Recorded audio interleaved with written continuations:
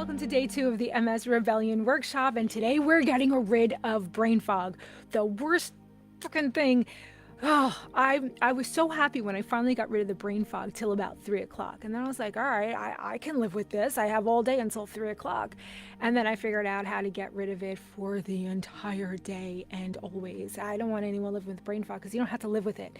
There is something you can do about it, and when you go to the doctor and they're like, oh, well, brain fog, it comes with MS. No. There is something you can do about all of your symptoms. And now that we have the information backing up, the science backing up this information that the Epstein-Barr virus is responsible for all of the MS symptoms, not only MS, but all autoimmune diseases. There's no such thing. Your body was never attacking itself. Your body will never attack itself. You have a virus and the fucker knows how to hide in your body, which is why it's been able to evade blood tests, because it's no longer in your blood.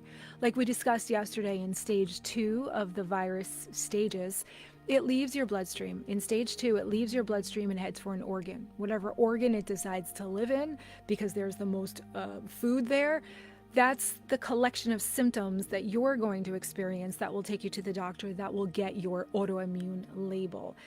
So now the thing is, great, it's in my body. Now what do I do? Well, you kill it. And it is a simple process. There's only like 5 steps to it, but the way you do the process is going to be different for everybody. No two people, and I've been doing this for years now, hundreds of people, no two people do the protocol the same way. That's why in the beginning I used to just give this protocol and wonder like, wait, why is everyone having such a hard time about it? You just do this. No, 10 years into this whole coaching thing, every single person does it different. Every body is different and everyone's lives are different. And the way you incorporate these steps is going to be different for everyone. And that's why I finally, years ago, established a group. We used to just do it on Facebook and Zoom. Now the Skool program, the Skool app, Skool.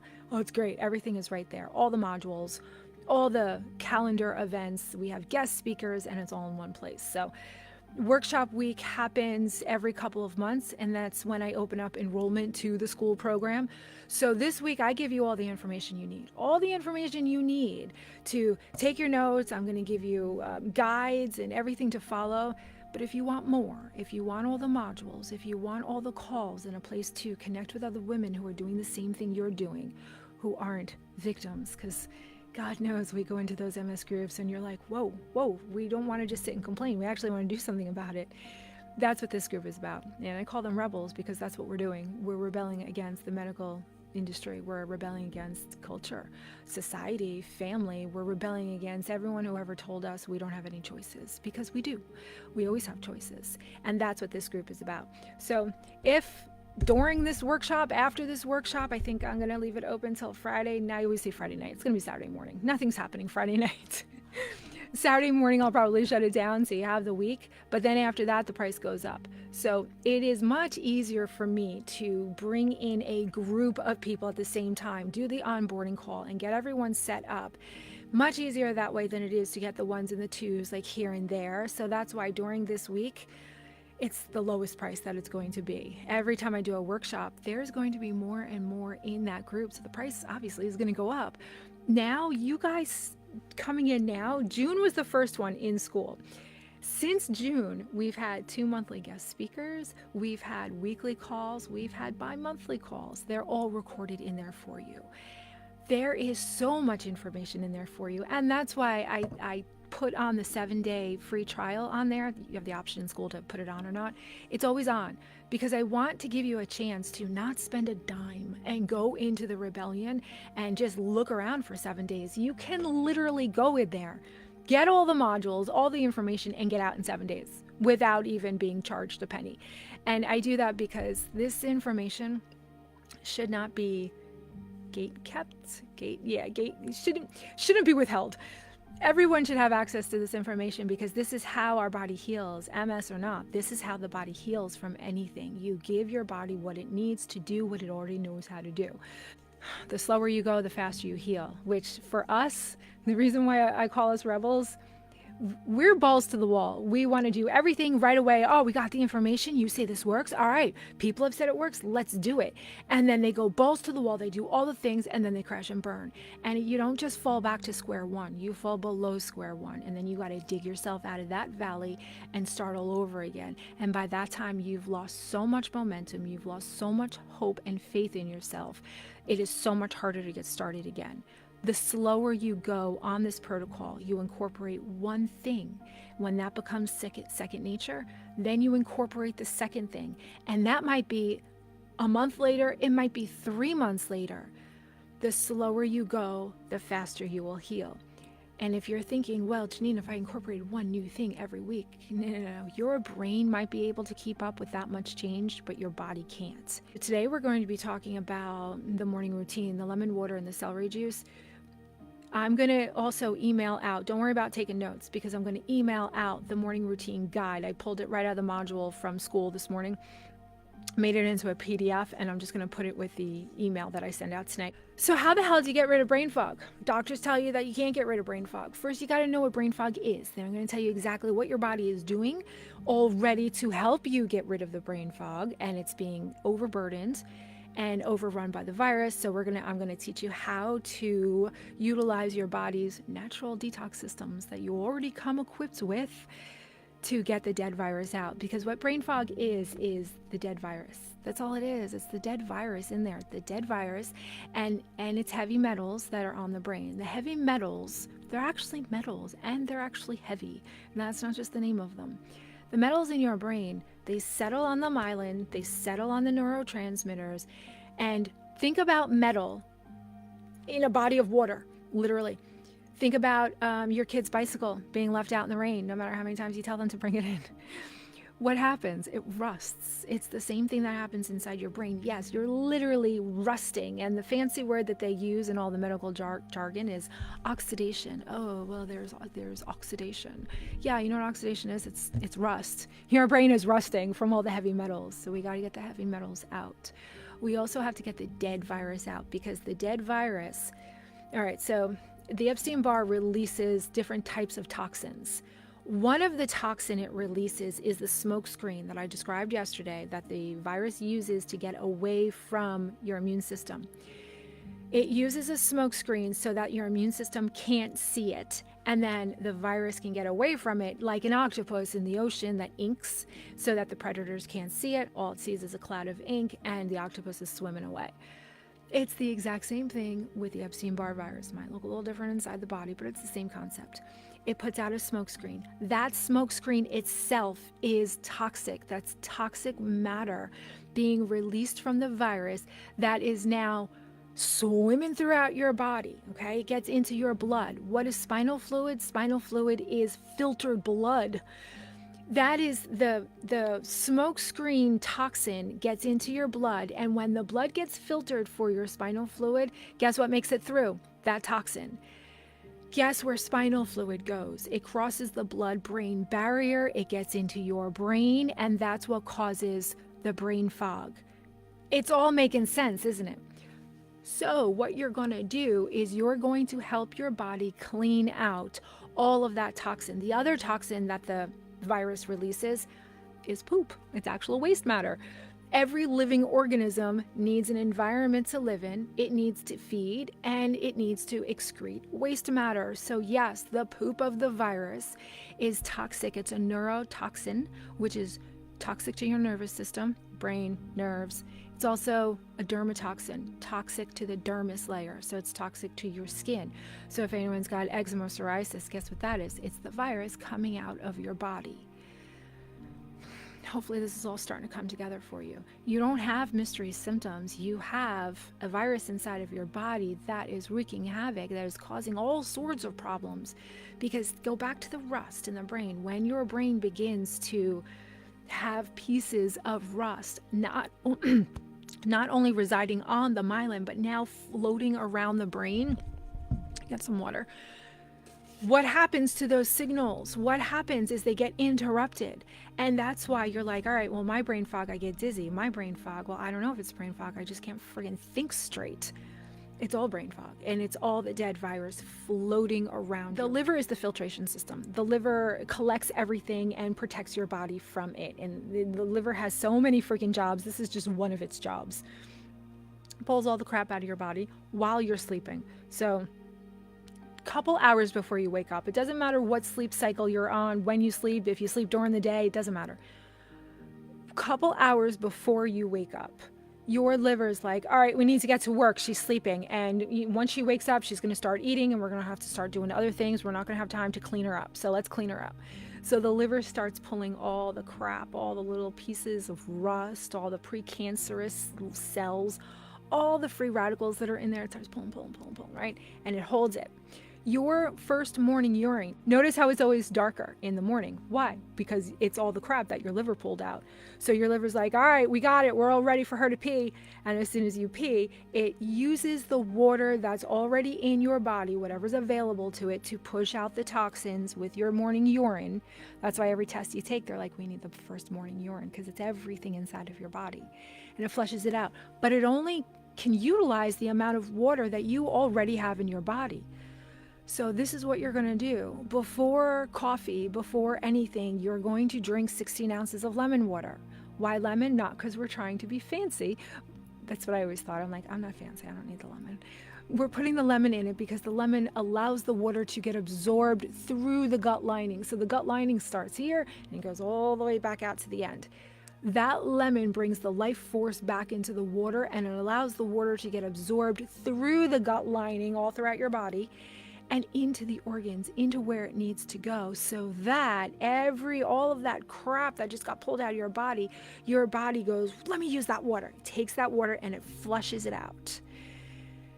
Now, if you drink the water an hour after you wake up, 20 minutes, 5 minutes, it doesn't matter, as long as it's the first thing you put in your body. Because as soon as you eat or put coffee or creamer or anything else into your body, the liver's like, okay, our job here is, the cleaning is done. That's all we can do. We now need to reabsorb everything that we couldn't pass with the amount of water that we had in our body. Let's reabsorb everything and we'll start again tomorrow. So if you don't drink the water, your body only uses what water was already in your body. And remember, you have just been sleeping a number of hours, so you're pretty dehydrated. You don't have a lot of water to begin with. So the liver goes, all right, well, we didn't get a ton out, but at least we got some out. We'll reabsorb the rest of it and we'll start again tomorrow. Tomorrow comes along and you're coming in contact with all the chemicals.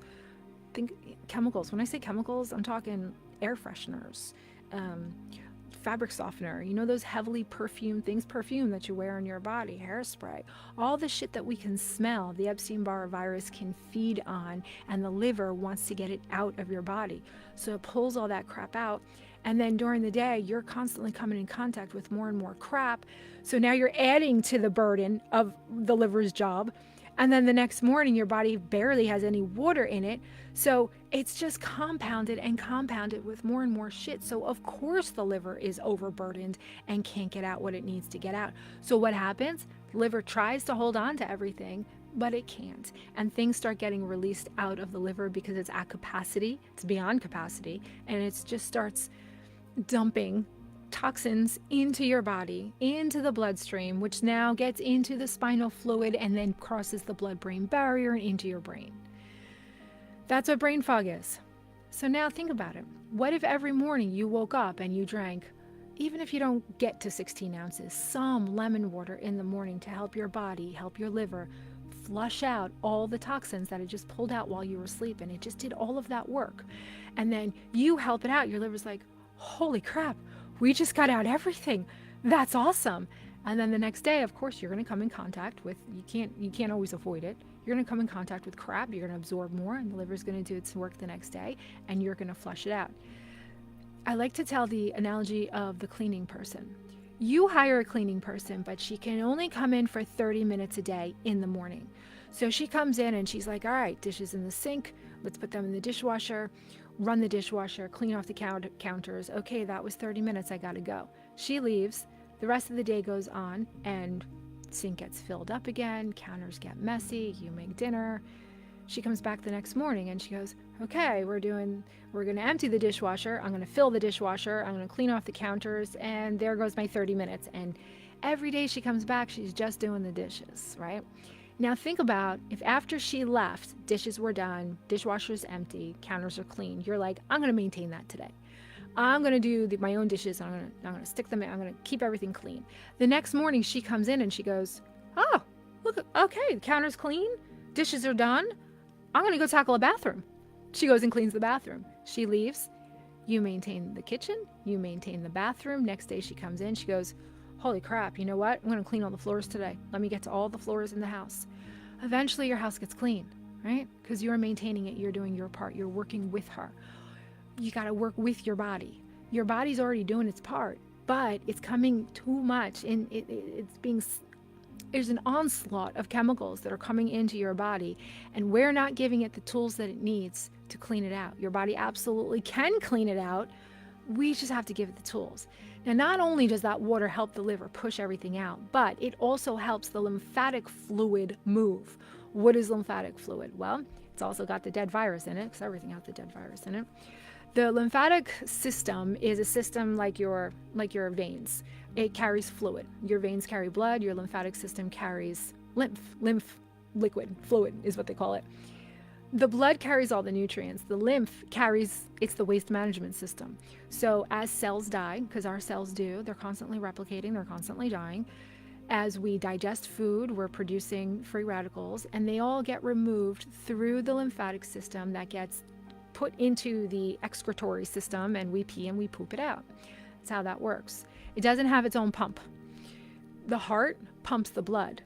The lymphatic system doesn't have its own pump. It relies on your movement. And you're like, great. At least I was. I was like, great. I can't move. I'm stuck in this fucking bed. What am I supposed to do? Well, think about this. It's going to flow. It's going to flow. Even if you're not pumping it to like move it out really fast, it's still going to flow. But if it's not liquid, it can't flow. If it's sludge, it's just going to settle. So think about all of the stuff that your lymphatic system is responsible for getting out of the body. Dead cells, free radicals, waste matter, dead viruses, fungus, all the crap that's inside, bacteria, all the stuff that's inside of our body that doesn't need to be there. It's the waste management system. Think about it. If you're not drinking enough water, especially in the morning, but also throughout the day, and yes, put lemon in your water throughout the day, that liquid turns into sludge, and sludge doesn't flow. What does flow? Water, liquid. So even if you're not moving, even if you're bedbound and you're like, well, there's no point, there is, because when you liquefy the sludge back to the fluid that it's supposed to be, it's going to naturally flow. It might not get pumped, but it's better than just the sludge sitting there turning into toxic waste. That's why you drink the water for so many different reasons, but just to get that sludge moving, to get the toxins, to get rid of the brain fog. Who here gets electrical shocks? I always got them in my stomach, and it started when I was very young, old enough to remember that I was at the grocery store with my mother. We were standing in line, and I would get this electrical, it felt like a lightning bolt in my stomach that would take me to the ground. It would only last a second, but it would zap all of my energy, and I'd be there on my knees. And she's like, are you okay? I'm like, yeah. She goes, what was that? I'm like, I feel like I just got struck by lightning. I don't know what that was. And yes, of course, we told the doctor, and the doctor's like, wow, that's weird. And that was it. That's all I got. And I got them throughout my life, and they got to the point where they were so bad. I was afraid when I was pregnant with my son, who's now 23, I was afraid that I was going to get an electrical shock and drop him. It did happen that I got the electrical shock, but I held on to him, went down to my knees, but I still held on to him. Those electrical shocks are caused by the heavy metals that are in our body. The heavy metals, and everybody has a different concoction of metals, mercury, lead, aluminum. We all have different concoctions of them. When the nerve, the signal, not the nerve, but the signal going through the nerve hits one of those heavy metals or the concoction of heavy metals, it's going to bounce. And that energy has to go somewhere, and it no longer has the beautiful nerve for it to travel along because it just got interrupted by that metal, the heavy metal, and it disperses throughout the body. And that's what you're feeling. Those are the electrical shocks. we're going to get those out. Tomorrow is going to be the day where we talk about what to eat, what to put inside your body, what not to eat to help all this, to get the heavy metals out.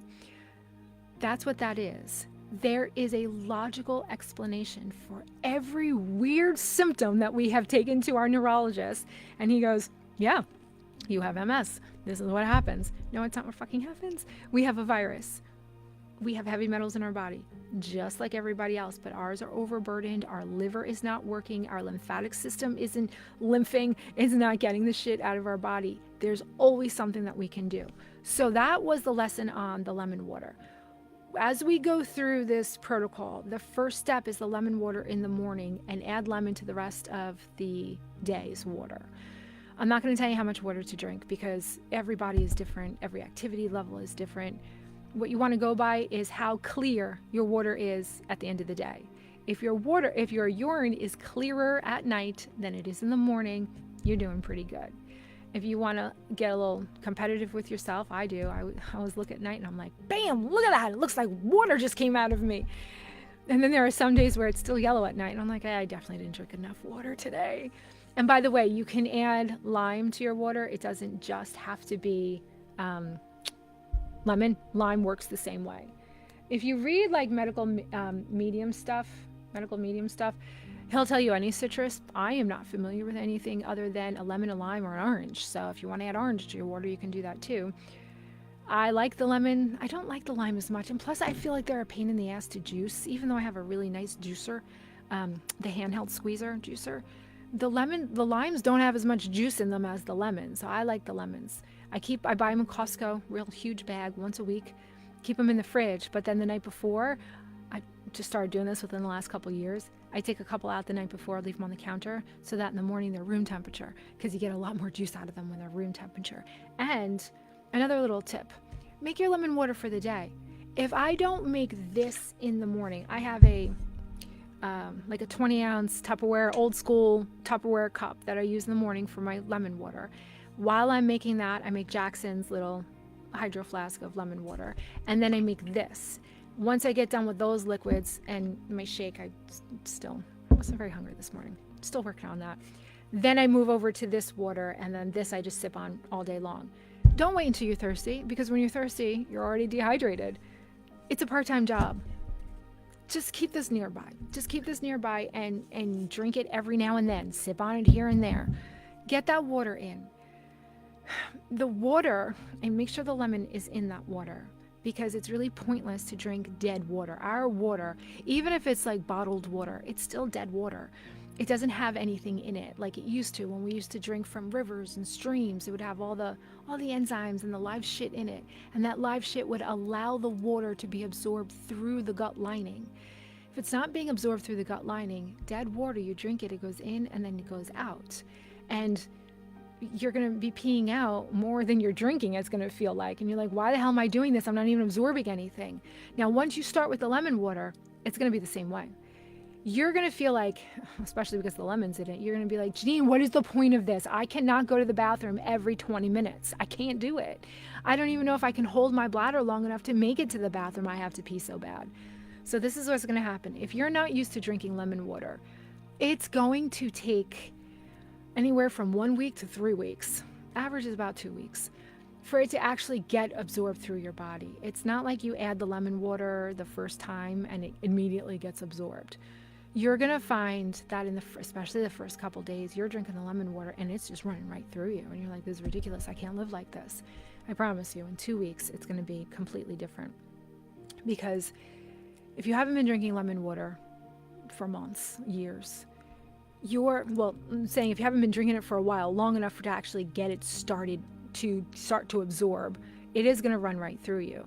What's happening is there is a layer of gunk. Sorry, but there's a layer of gunk in your gut lining. The lemon eats away at that gunk, passes it through, and then is able to actually reach the walls of your intestinal lining so that it can get through. But in the beginning, it's just passing through the gunk and a little bit at a time. That's why I'm saying your mind works a lot faster change happens a lot faster in your mind than it actually does in your body. Your body takes a while to change. That's just the way it works. So you're like, all right, I'm going to drink water. I'm going to drink lemon water every freaking day. And you're 4 days, 5 days. And you're like, I can't live like this. I can't go to the bathroom this often. Give it some time. Stick with it. It will eventually absorb. And then your pee schedule will go right back to normal because you're actually going to utilize the water. You're going to find a difference in not only just like your energy level, you're going to be amazed at your energy level. I had this one client, she's like, Janine, do you think I don't have MS? Do you think I was just dehydrated? She goes, it is insane the amount of energy that I have. And all she did was the lemon water. I'm like, yeah, and we're just on the first rung of this protocol. We're going to talk about lemon water and we're going to talk about phase 2. Phase 2, we don't always start phase 2. Later on down the road, once you have all the pieces of the protocol in place, you're going to see that you started with the lemon water, but maybe you went over to doing like starting the gluten-free, or maybe you're like, you know what, screw the gluten-free for now. I want to just incorporate the heavy metal smoothie. And I don't even want to touch the celery juice, because the morning routine is going to be 16 ounces of lemon water and then 16 ounces of celery juice. But however, please don't stop listening right there. You have to work your way up to 16 ounces. Only while you have symptoms are you going to be conscious of when you do the celery juice. Now, for me, celery juice is a freaking pain in the ass. When I do it is when I know, oh, so many people around me have the flu. I don't want to get the flu. So what do? I start putting zinc in my shake and I start taking celery juice every now and then. That's it. If we get, like Kevin, my husband got COVID last year, 2 years ago, he got COVID. Celery juice every friggin' day, twice a day. I had a member tell me, she's like, that shit's amazing. She goes, I really think I was not affected by COVID because I did celery juice. It doesn't just kill the Epstein-Barr virus, it kills all viruses and it removes all the bad bacteria and all the parasites that aren't supposed to be in your body. People ask me a lot, like, what do you recommend for a good parasite cleanse? I'm like, oh, please don't even, that stuff is scary shit, because what that does, what that detoxes out of your body, it's too harsh and it's too much for your body at one time. Just start with a little bit of celery juice. Celery juice is going to take out of your body everything that doesn't belong in there. And it's going to leave all the good, and it's going to fortify all the good that belongs in there. However, celery juice is scary. It's fucking scary shit because it kills viruses on contact. Literally on contact, they fucking explode. And when that shit gets inside of your system and it starts exploding all the viruses and bacteria, it's like a friggin' war zone in there. Guess what happens? Because it's right here and your body has a literal light at the end of the tunnel, your body goes, get this literal shit out of me immediately, and you evacuate. You evacuate into the toilet if you're lucky enough to make it there. If you've never done celery juice before, do not start with 16 ounces of celery juice. Don't start with 16 ounces of celery juice. You'll be cursing me and you'll be stuck in the toilet and it will take you a long time to recover. I don't know how long, it'll take you a long time. You want to start with just a few ounces. It's very powerful stuff. Don't add anything to it. Don't dilute it. Don't add celery juice to something else. If you want to get the effects of the celery juice killing viruses, including the Epstein-Barr virus, you have to drink it straight. Not even ice. Not even ice. Put the celery in the refrigerator, then juice it. Then you'll have cold celery juice. It's going to kill it on contact. And you are, even if you start with a couple ounces, you are going to get gurgling. You'll feel it. But normally we associate diarrhea with pain, nausea. You don't get any of that. There's no pain, there's no nausea, that there's gurgling. And all of a sudden you're like, oh no, it's working. And then as long as you did only a few ounces, you'll be like, I'm going to go make my way over to the bathroom and see what happens. And most likely, most people, it's going to be liquid. Liquid is going to come out, or it's going to be very soft. You're not going to increase the celery juice, the ounces of celery juice. You're not going to increase that until your bowels return to a normal consistency. So if they're water, and you're like, I have to do this again tomorrow, I wouldn't take the day off, because it's not just about the watery bowels. It's not just about the irritation of the watery bowels coming out. It's also about your body detoxing, and it's exhausting for your body to detox that quickly. So that's why you have to take it extremely slow and cautious and respect the celery juice, because that shit is strong and it works. You're going to use that as a tool. Eventually, you're going to be able to drink 16 ounces of celery juice and nothing's going to happen. You're going to drink it and you're going to be like, all right, whatever. You're not going to mind the taste because it's very mild. Even people who said in the beginning, Janine, I fucking hate celery juice. I can't do it. I'm like, all right, can you commit to 2 ounces a day? Just commit to 2 ounces every now and then. They're like, yeah, I'll get that down. So they take their shot of celery juice, chase it down with some lemon water. Okay, great. Eventually, when the body realizes what the celery juice does, they begin to like the taste of celery juice. This happened years ago. I used to sell isogenics, and people would always tell me how much they hated this one morning drink called Ionics. And I would always say, now I tell them, just get the powder, put it in your shake. I don't sell it anymore, so don't ask me for it. I don't sell it anymore. I still recommend it though. I still, very good company. But they would find that after a couple weeks, I would say maybe just 2 weeks of drinking that Ionics stuff, their mouth would crave it. Their body would crave it. At first they hated it, and then they began to crave it, because once the body realizes how much good that stuff is doing inside the body, you begin to crave it. Things change. What you don't like right now, you may learn to like. Or, maybe you don't. Maybe you just put the powder in the shake and you don't taste it at all. There's always a way to do it. And when we talk tomorrow about what to eat and what not to eat, I want to say this a few times over the workshop. If you're struggling with this protocol and the food of what to eat and what not to eat, you're doing it wrong. There shouldn't be any struggle. There should only be joy. You should enjoy your food. Absolutely love your food. Yes, gluten-free, dairy-free, and egg-free. You will love your food. If you don't love your food, how long do you think you're going to be able to last eating shit that you don't enjoy? No, food is joy. Food should be joy. Food will always be joy. So and alcohol, yeah, fucking drink the alcohol. You're going to know what your body needs when it needs it. And yes, sometimes a glass of wine is absolutely freaking necessary. Absolutely necessary. In the beginning, when I had symptoms, I didn't drink for a long time because I was very gung-ho. I'm going to do this, I'm going to do this. And sometimes the shit worked. I wasn't doing this protocol because I didn't know about it. I took a little bit. This protocol is the good parts of the medical medium made into a very easy to follow way. Because if you're like me and you read the medical medium books, did you get completely freaking overwhelmed? Like, I can't live like this. Who can live like this? Those books are talking about everything, and he's speaking to the masses. He's got to put all of his information into a book, so of course it's going to be for the masses. I've been able to use myself as a guinea pig and test all of these things and pull out the parts for what we need. Pull out the parts that are able to be incorporated into your life easily. You can't, like when he says start with 16 ounces of celery juice, you're never going to do it again once you're sitting on the toilet the entire day because water's coming out of your ass. There's no way that anyone is going to stick with that. So how do you do it? You do it very slowly in little tiny baby steps. And that's why I say with every single freaking part of this protocol, the slower you go, the faster you're going to heal.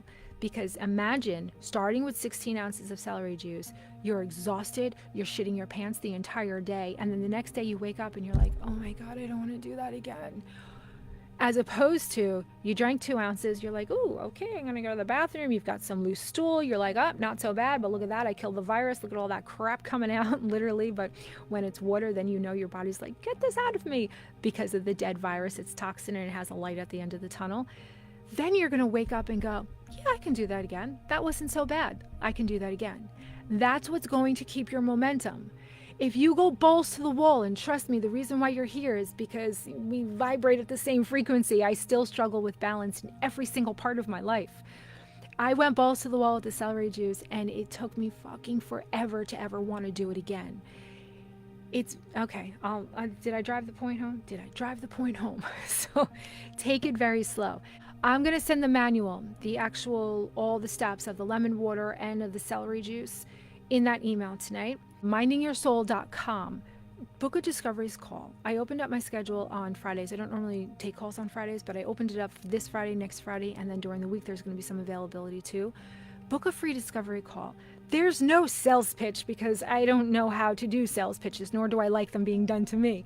If you have questions and you just want to talk to me one-on-one, that's what the free discovery call is for. Tomorrow we're going to talk about, tomorrow's kind of like the big day. It's all going to come together with, we set you up in the morning routine, talked about why you're going to do that. And then we're going to slowly go into the diet. I hate to call it a diet. It's more like a lifestyle. And there's going to be another like gluten-free blueprint that I'll email out tomorrow with a whole bunch of great tips. Gluten-free, dairy-free, and egg-free. Why do we have to fucking eat like that? Because it feeds the virus. All three things feed the virus. When you get rid of the symptoms and you want to test back gluten, dairy, and eggs, go right ahead. I don't like eggs anyway. I don't avoid them anymore though, but I avoided them like the plague while I was healing. Dairy, I avoided. I could still eat some cheese today because, God, who can't live without cheese? And I'll tell you something interesting about gluten. Gluten is the number one food for the Epstein-Barr virus. We have found that it is the gluten that a fucking crouton will take somebody down. And I'm not even kidding. However, it's also a self-fulfilling prophecy, or at least it is for me. I avoided gluten for going on 20 years now. Avoided it like the plague. And every time I ate it, I knew I ate it and I would have a symptom. A leg, I would always tell the waiter, listen, if there's gluten in it, my leg will literally fall off. I can't have gluten. Because my leg would go numb or an arm would go numb, something, or my energy would just be for months. It would not come back to normal for at least a month. Well, I've been living like this for 20 years. Last spring, on the way home from a picnic, I was starving. Yes, I brought my own salad, but there was a ton of other food. We were there for 8 hours. There's so much friggin' salad you can eat, right? And I didn't bring anything else. So I'm going through Jackson's little thing of food that we brought for him. And I pull out these waffles. And I'm like, well, where'd we get these? He's like, oh, I just got them from Costco. He's like, don't worry, they're gluten-free. You can have them. I'm like, are you sure? He goes, yeah, I'm positive. It's my husband. I trust him completely. He's very good about the whole gluten thing. So I eat, they're mini waffles, but I ate 4 of them. And the next day he left for a business trip and there I was with Jackson alone, doing my work, doing the whole school thing. And I was fine. Nothing happened. I didn't know that I eat gluten until he comes home and he's like, I am so sorry. He's like, those waffles had gluten in them. How that happens, my husband and I live separately. So he has his house, I have my house. So that's why the food. I'm like, what? He goes, yeah, the first ingredient was wheat. And I go, how the fuck did you miss that? He's like, I don't know. They had every other certification on there. I guess my brain was just like, oh, gluten-free. Because I saw all the other non-GMO, organic, all of this. I'm like, Jesus Christ, Kevin. He's like, did anything happen? I'm like, no, nothing fucking happens. You don't know at what point you can eat gluten and nothing's going to happen. Now, can I eat it after that? No, I still avoid gluten like the plague. Probably because I have PTSD from what would happen when I did eat gluten. Even today, though, when you have symptoms, I've had members and clients say, well, when I stop eating gluten, I don't feel any different. Here's the thing. The virus lives for 6 weeks. Remember this from yesterday? It only lives for 6 weeks. However, in that 6 weeks, it's constantly replicating and duplicating. When you begin to starve the virus by not feeding it the gluten, the eggs, and the dairy, you're not going to feel the effects of that for 8 to 10 weeks. Janine, if it only lives for 6 weeks, why 8 to 10 weeks? Because it takes weeks for your body to remove the dead virus. Because remember, the dead virus is a neurotoxin and a dermatoxin. So what happens is we start counting. Once you start the gluten-free, dairy-free, and egg-free, I don't care when it is, you can start the lemon water and stay on there for 3 months, and then you're like, maybe I'll try this in a couple months. Fine. But when you do start the gluten-free, dairy-free, and egg-free and removing the heavy metals with the heavy metal shake, we'll also talk about that tomorrow. Tomorrow's going to be a big day. The virus begins to weaken. When it weakens, it can't produce the smoke screen. Your immune system can get to it. When it weakens, it will die quicker than in those 6 weeks. But you're not weakening and killing all of it. So even in those 6 weeks, it's still going to be replicating a little bit, and it's going to be dying a lot quicker. So that's 6 weeks right there. Then your body is going to take a couple weeks, let's say 2-3 weeks, for it to get the dead virus out of the system. That's when you're going to feel the shift at week 8, 9, 10. All of a sudden you're going to feel like, holy crap. You're going to have stories of, I got out of the car and I forgot my walking sticks, or holy crap, I was at the store all day and I can't believe I was shopping all day long.